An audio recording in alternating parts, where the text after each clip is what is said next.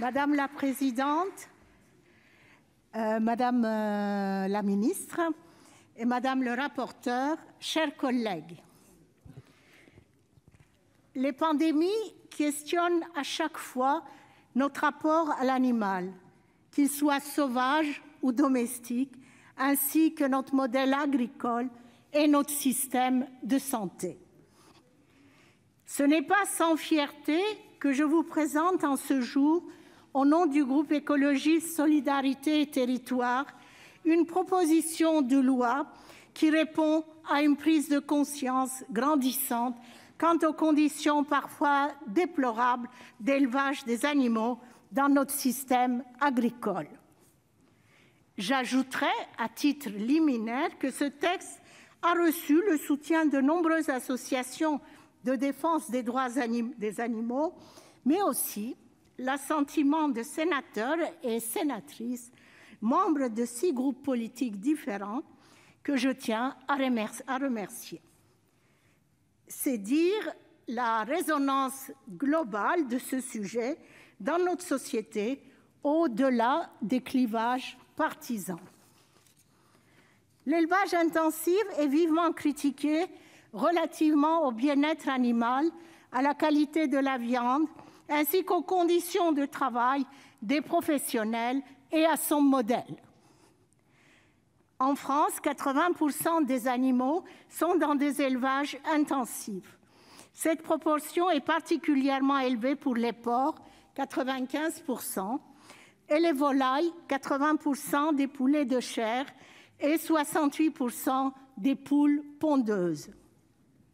Ces animaux subissent dans les fermes-usines des traitements cruels et parfois intolérables. Ils se trouvent confinés, sans accès à des espaces en plein air, souvent dans des cages, ce qui entraîne chez eux des troubles comportementaux extrêmes. Les élevages précités asphyxient en outre les productions locales qui ont vu leur nombre baisser drastiquement ces dernières années. Ce sont alors les agriculteurs eux-mêmes qui pâtissent grandement de prix non rémunérateurs associés à des conditions de travail difficiles, contribuant lourdement au mal-être du monde agricole. C'est pourquoi, à des fins de promotion d'un modèle d'agriculture paysanne favorisant une alimentation locale, respectueuse de la nature et soucieuse du bien-être de l'animal, mais aussi de ses acteurs du monde paysan, il apparaît nécessaire d'accompagner ces derniers dans la transition vers un élevage et un abattage éthiques.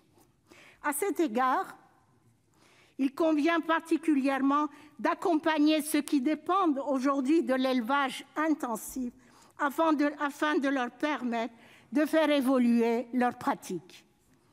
Selon un sondage IFOP de janvier 2021, 85% des Français se déclarent opposés à l'élevage intensif, signe que l'opinion publique est favorable à la mise en place de cette nécessaire transition.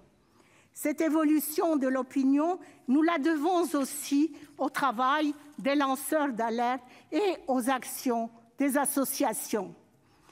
Au niveau européen, la directive 98/58/CE ayant trait à la protection des animaux dans les élevages pose les grands principes du bien-être chez les animaux domestiques de production pour les États membres concernant les bâtiments et infrastructures, la liberté de mouvement, l'alimentation, les mutilations, les maltraitances. Elle n'en détaille pas cependant la mise en œuvre et laisse aux États membres une large marge d'action. La Commission des affaires économiques du Sénat, que je salue ici, ainsi que sa présidente et sa rapporteure, avec qui j'ai eu le plaisir de travailler, a rejeté cette PPL, se contentant de cette directive qui, en fait, laisse la France l'appliquer à sa convenance. Et je le regrette. En termes de législation en la matière, la France accuse, hélas, un grand retard par rapport au nombre de ses voisins européens. 97% des animaux sont élevés hors cage en Autriche. En Suède, ce sont 92% des animaux qui sont élevés hors cage, tandis que l'Allemagne obtient le quatrième meilleur score de la communauté, avec un taux de 86%, suivi par les Pays-Bas et la Belgique, avec des taux respectifs de 83% et 69%. La France, elle n'arrive qu'en 17e position de ce classement, avec un score de 25%, derrière la Roumanie, la Croatie et la Hongrie. Nous devons instaurer en Europe un étiquetage alimentaire transparent, comprenant un descriptif clair du mode d'élevage, de sorte que le consommateur citoyen puisse pleinement jouer son rôle dans la protection du bien-être animal, ainsi que de sa santé et de l'environnement, sans léser, bien sûr, économiquement les agriculteurs qui doivent pouvoir résister à l'importation de pays qui ne suivent pas le même cahier de charges en termes de conditions similaires, de bien-être animal et de respect de l'environnement, par exemple par une taxation.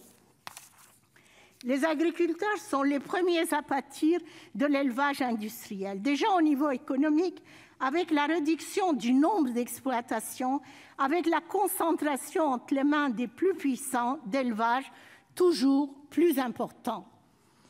Quant au niveau éthique et moral, je le rappelle, les agriculteurs aiment leurs bêtes et voudraient s'assurer de pouvoir leur donner autant que possible, entre guillemets, une bonne mort sans souffrance. Cette PPL, étant donné la relative brièveté du temps de débat qui lui est imparti, n'aborde pas la question de l'abattage en détail, tout en soulignant les vertus possibles à cet égard de l'abattage de proximité.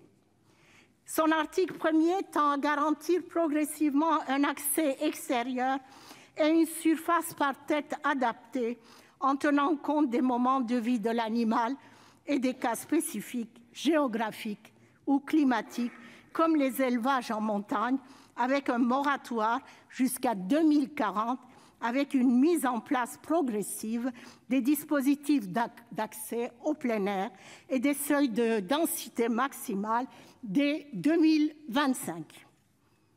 L'article 2 limite la durée de transport des animaux à 8 heures sur le territoire national dans des conditions assurant leur bien-être.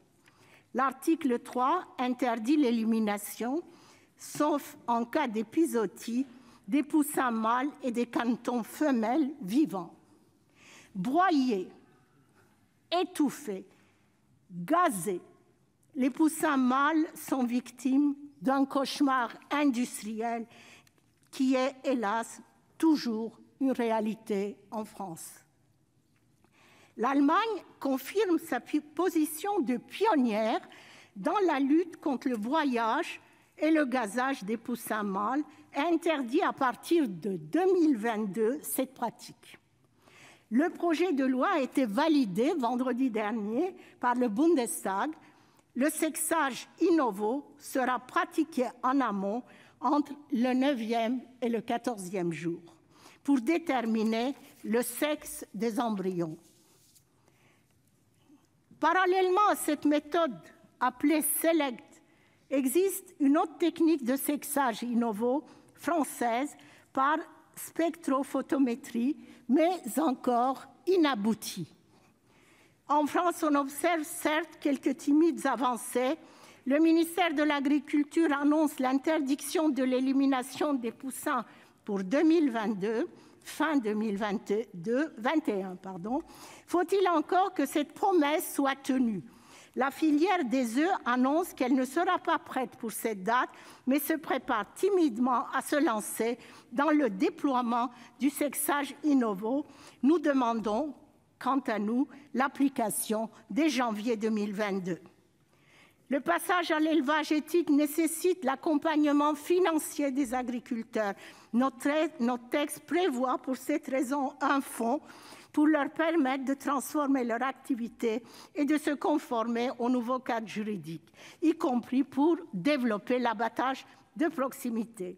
La puissance publique a un rôle crucial à jouer dans la transition écologique. Subventionner leurs investissements par des prêts à taux zéro ou garantis par l'État figure parmi les quelques solutions envisageables. Notre pays vit une urgence sociale, sanitaire, climatique et environnementale. Il vit aussi dans une urgence éthique. Nos jeunes, défilant nombreux dans nos rues pour le climat, ne cessent de nous le rappeler.